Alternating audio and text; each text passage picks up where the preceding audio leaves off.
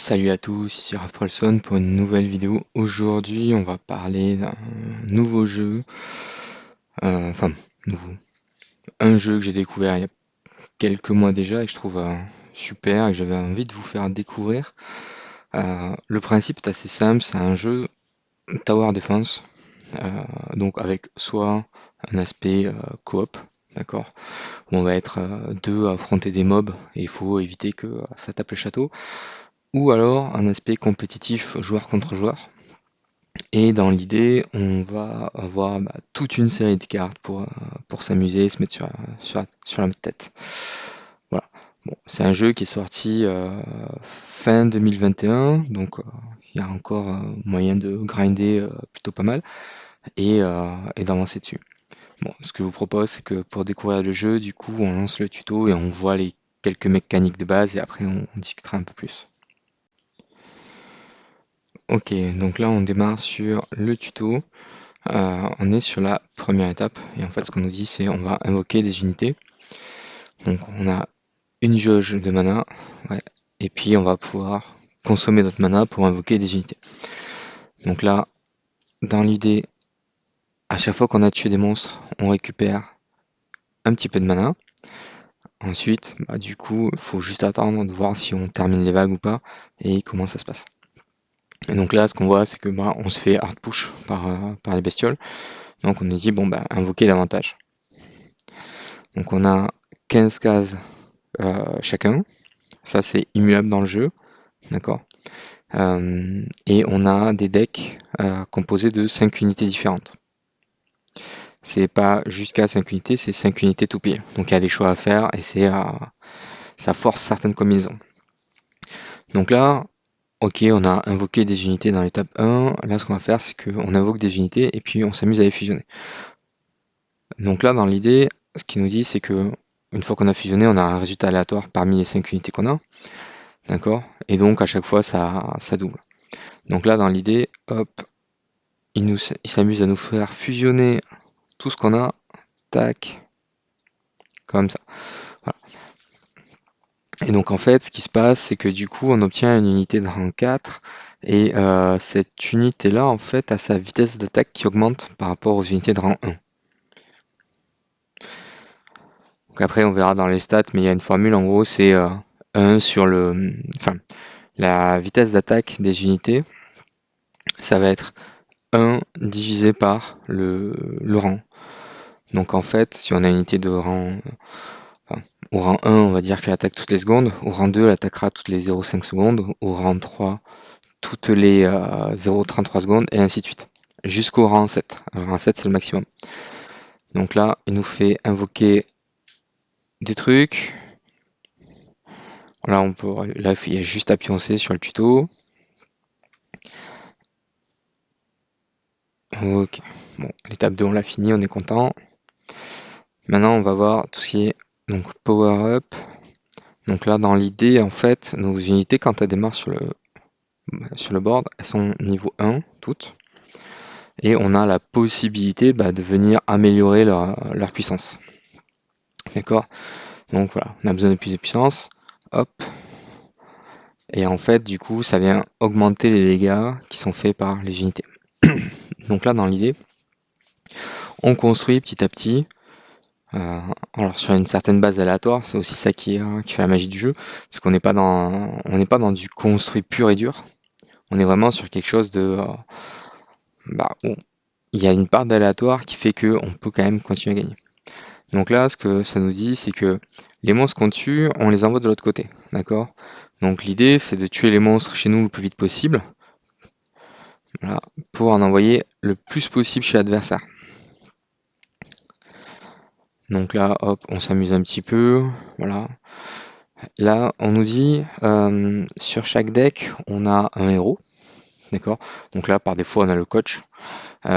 Et quand on l'active, bah, lui, en fait, ce qu'il fait, c'est qu'il va mettre un truc qui va bloquer la progression des ennemis, d'accord? Et donc, du coup, ça les ralentit. Et si on a un AOE, par exemple, ça fait un stack de bestioles. Et puis, du coup, c'est plus facile de les taper dessus. Voilà. Hop, là, on peut le remettre. Et donc du coup, quand on l'active, ça augmente aussi la vitesse d'attaque de nos unités. Voilà. Donc ça, c'est le principe de base du jeu. D'accord? Hop, on a gagné des trucs, on est super content. Et donc, maintenant on va rentrer un peu plus dans le détail. Ouais, ça on s'en fiche un peu. Alors, sur l'interface de base, on a des trucs à récupérer. Donc ça, c'est... comment ça s'appelle? Hop, la mise à jour, on s'en fiche un peu. Sur l'arène, en fait, là, l'idée, c'est quand on gagne des trophées, on gagne des récompenses. D'accord? Donc on peut aller jusqu'à très très loin. Euh, on va dire que quand on fait du PVP et qu'on a franchi la barre symbolique des 4000 trophées, on arrive sur... Alors, on va essayer d'aller chercher. Donc tout ça, c'est des récompenses qui sont données au fur et à mesure du jeu. Comme sur pas mal de jeux, quand on franchit des arènes, on peut débloquer d'autres unités qui sont accessibles avec soit des coffres, soit des packs, enfin peu importe, un peu de tout, quoi. Voilà. Et en fait, ici, quand on a terminé, quand on arrive aux 4000 trophées, on passe dans ce qu'on appelle les ligues. Et donc, dans les ligues, à la fin de la saison, donc là dans 17 jours et 15 heures, tous les trophées au-dessus de 4000 et jusqu'à 9000 seront divisés par 3 et ça nous fait le stock de trophées de départ. Donc l'idée c'est vraiment d'aller chercher le plus haut possible les trophées à chaque fin de saison pour aller grinder des récompenses. Voilà. Donc ça c'est donc là on a quoi? Ah oui, ça c'est le pass de saison. Donc là dans l'idée hop, voilà. Ici on a débloqué une unité rare, donc on est content. Hop, nouvelle vidéo, on s'en fiche, félicitations, merci. Voilà, donc ça c'est un coffre de bienvenue, on a un peu d'or, un peu de cristaux, ça c'est cool. Donc ça c'est la partie des amis pour débloquer un objet qui a moins d'intérêt maintenant. Hop. Et ça, on a une partie carrière qui, c'est des quêtes à faire. On a 25 chapitres, voilà, qui c'est plutôt pas mal à faire. Ça permet de découvrir et de forcer un peu le jeu. Donc là, dans l'idée, après, on peut aller soit faire du joueur contre joueur. Donc on va avoir ici, on aura 15 vagues de monstres, on aura 2 boss à tuer, et on va pouvoir gagner quelques trucs. L'avantage de ça, c'est qu'une fois qu'on a terminé certains chapitres, par exemple, une fois qu'on a terminé le chapitre 2, ça viendra nous donner une légendaire. Pareil, quand on aura terminé ce chapitre-là, une légendaire. Pareil, ici, une autre légendaire, avec même un cristal magique. Et ici, dans le chapitre 5, pour l'instant, il n'y a qu'une étape, mais on espère qu'ils vont venir en rajouter d'autres. Donc là, l'idée après, c'est de regarder ce qu'on a. Donc ici, on démarre, on a 200% de critique. Ça, en fait, les coups critiques, c'est nos unités de base.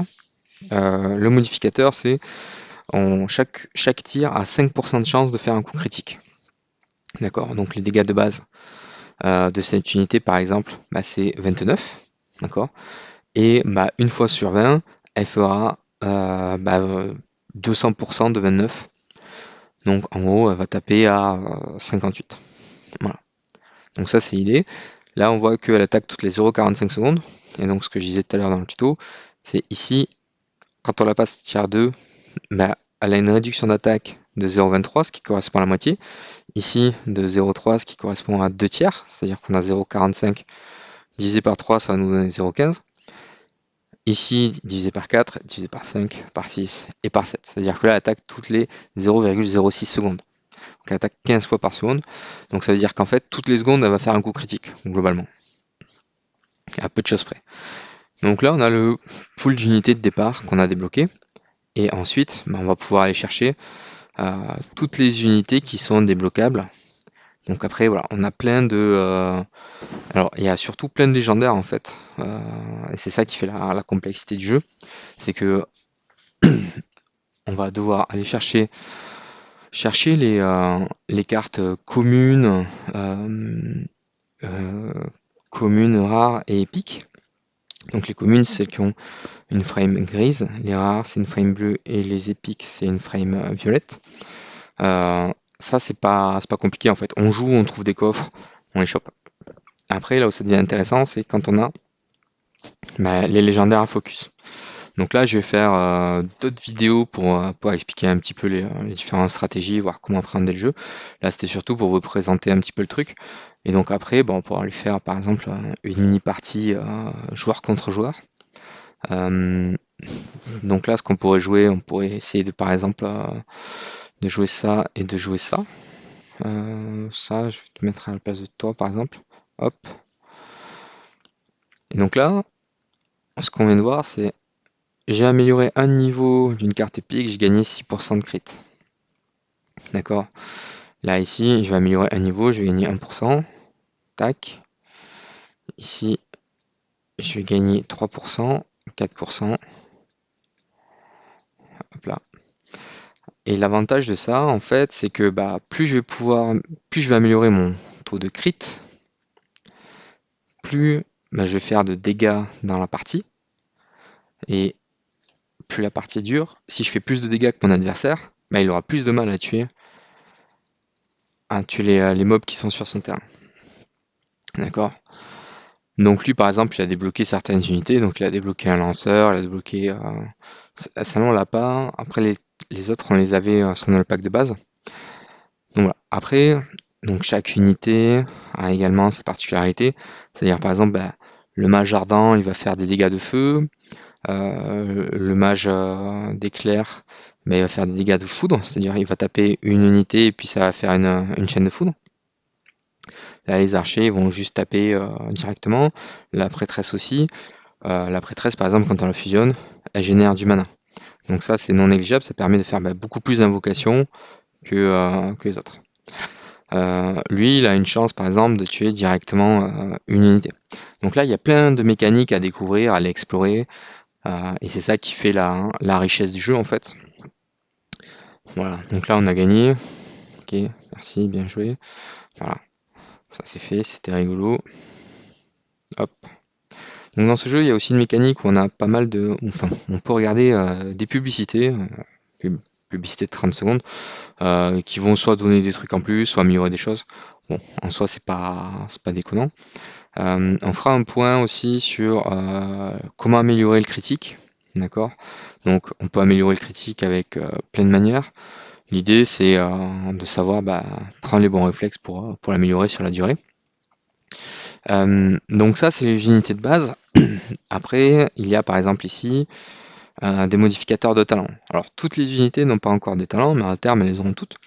Ça veut dire que lui, quand je l'aurai amélioré niveau 9, je pourrais débloquer les talents du niveau 9 et en choisir un des deux pour le combat.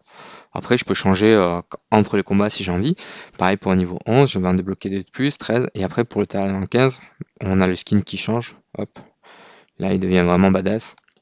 Donc là, dans l'idée, par exemple, si on regarde, si on détaille juste un petit peu les modificateurs pour celle-là, c'est à partir du niveau 9, je vais choisir entre toutes les 15 attaques.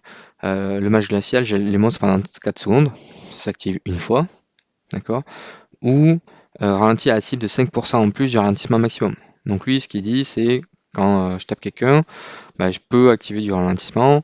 Et donc là, j'ai 6,5.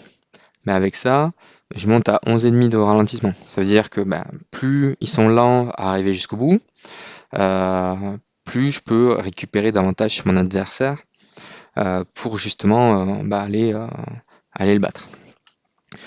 Au niveau 11 par exemple, ici sur les talents, lorsque le mage glacial est fusionné, il gèle une unité aléatoire sur le terrain adverse pendant 6 secondes. Ça veut dire qu'il y a une unité qui fera rien pendant 6 secondes. La durée augmente avec le round de fusion. Voilà. Et après pendant le coop et pillage ça marche pas, c'est d'autres modes de jeu. Sur glacial, lorsque le mage est fusionné, 3 monstres sur le chemin sont ralentis au maximum. Le nombre de monstres ralentis augmente selon le rang de fusion du mage. Ici au niveau 13, dans des choses encore plus puissantes, à 7% de chance d'un bizarre sur la cible qui ralentit les monstres dans la zone. Donc là en fait il fait vraiment beaucoup de ralentissement. Et ici les cibles gelées dont la santé est inférieure à 30% subissent 20% de dégâts en plus. Donc là c'est pareil. En fait ça joue sur des mécaniques de gel. Donc si on a d'autres unités qui s'amusent à geler et ou qui font des dégâts, en fait on fait encore plus de dégâts à jouer ce mage là niveau 13. Et là, c'est les cibles gelées meurent si leur santé tombe en dessous de 5%. C'est-à-dire qu'en gros, en dessous de 30% de dégâts, de 30% de santé, on augmente les dégâts et dès qu'elles tombent à 5%, elles sont instantanément mortes. Et donc en fait, bah, du coup, ça veut dire que cette unité-là est hyper intéressante pour les decks qui vont essayer de faire beaucoup de dégâts et essayer d'aller chercher des trucs. Et donc après, dans l'idée, bah, plusieurs cartes ont des talents, et forcément, bah, ici, on peut pas comparer les talents d'une carte commune à ceux d'une légendaire, parce que bah, ça n'a absolument rien à voir. Surtout qu'elles font pas du tout les mêmes dégâts. Et si on voit déjà au niveau 7, elle fait 200 dégâts. Là-dedans, hop, info, elle a fait 20. Si toi on vient de passer niveau 7, elle va faire 27. Donc c'est pas un DPS, d'accord? C'est vraiment. On a ici le type d'unité, d'accord? Donc on a vraiment les unités debuff qui sont là pour, bah, on va dire c'est des supports.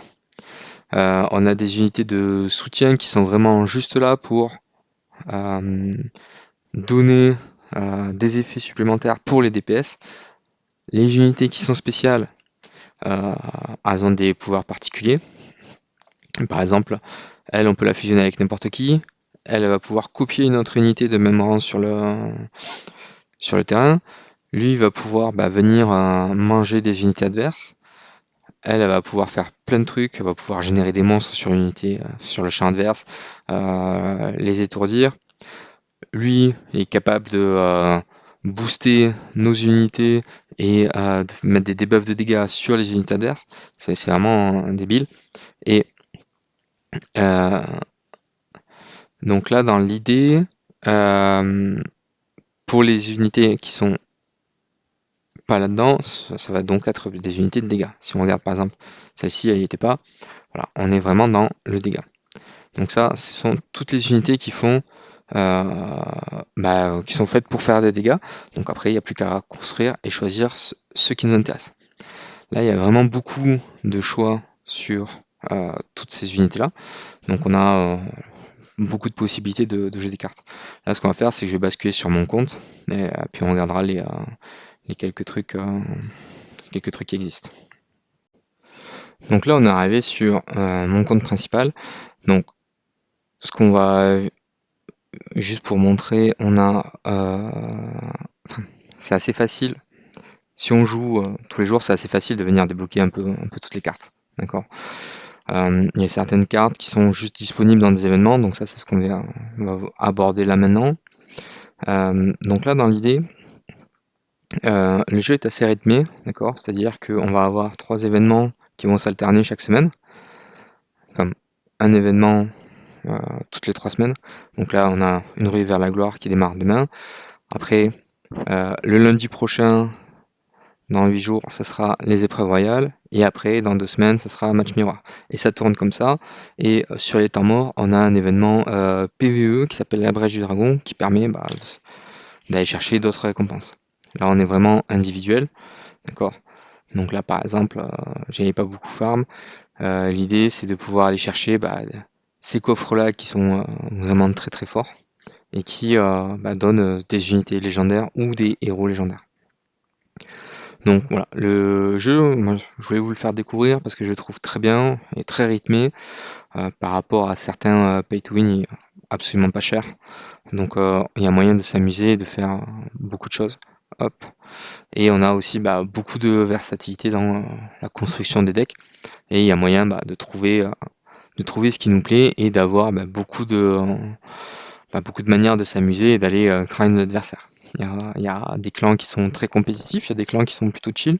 Donc il y a aussi moyen de trouver votre bonheur sur l'aspect social du jeu, avec certains clans qui vous feront progresser sans vous mettre la pression. Voilà. J'espère que l'introduction à ce jeu vous a plu, et puis moi je continue une série d'autres vidéos sur ça avec quelques tutos qui avaient été plutôt demandés par certaines personnes. Bah, je vous dis à bientôt, salut, ciao!